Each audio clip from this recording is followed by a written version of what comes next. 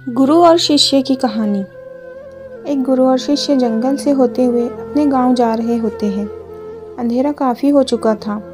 शिष्य ने अपने गुरु से कहा कि गुरु जी, काफ़ी रात हो चुकी है, अगर आप कहें तो आज की रात यहीं आसपास के किसी गांव में गुजार ले। गुरुजी ने अपना सर हिलाया और वह आसपास के गांव में एक छोटे से घर के पास जाकर रुके। अब जैसे ही वहां गए तो गुरुजी के शिष्य ने दरवाज़ा ठकठकाया। उस घर से एक गरीब आदमी बाहर आया तो गुरुजी ने बोला, हम अपने गांव जा रहे थे, लेकिन काफ़ी रात होने के वजह से हमने इसी गांव में रुकने का सोचा कि हम आज रात आपके यहाँ रुक सकते हैं। गरीब आदमी बोला, हाँ क्यों नहीं, आप दोनों अंदर आ जाइए। अब जैसे ही गुरुजी अंदर गए, उन्होंने देखा कि उस आदमी के घर में बहुत ज़्यादा गरीबी थी। गुरुजी ने उससे पूछा कि आप काम क्या करते हो। वो गरीब आदमी बोला कि मेरे पास बहुत सारी ज़मीन है। तो गुरुजी ने बोला, अगर तुम्हारे पास बहुत सारी ज़मीन है तो इस तरह से क्यों रह रहे हो। वह आदमी बोला, किसी काम की नहीं है, गांव वाले बोलते हैं कि ये बंजर ज़मीन है, यहाँ पर कुछ भी नहीं उगाया जा सकता और वहाँ फसल उगाना बहुत बड़ी बेवकूफ़ी है। गुरुजी ने बोला कि तुम्हारा गुजारा कैसे होता है। उसने बोला कि मेरे पास एक भैंस है जिससे मेरा पूरा घर चलता है। ये सुनने के बाद गुरुजी सो जाते हैं और रात में जब सब लोग सो रहे होते हैं तब गुरुजी अपने शिष्य को उठाते हैं और उस गरीब आदमी की भैंस लेकर अपने गांव चले जाते हैं।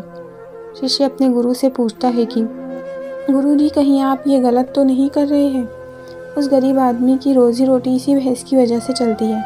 तो गुरुजी अपने शिष्य की तरफ देखते हैं और मुस्कुराते हुए आगे बढ़ जाते हैं। उस बात को तकरीबन 10 साल गुजर जाते हैं और जो गुरु का शिष्य था वो बहुत बड़ा गुरु बन चुका था। तो एक दिन उन्हें उस गरीब आदमी की याद आती है कि मेरे गुरु ने उस आदमी के साथ अच्छा नहीं किया था, मुझे एक बार चल कर देखना चाहिए कि वह आदमी अब किस परिस्थिति में है।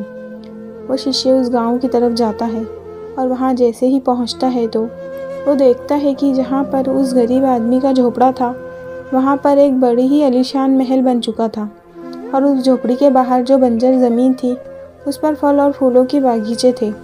तभी उधर से उस घर का मालिक आता है।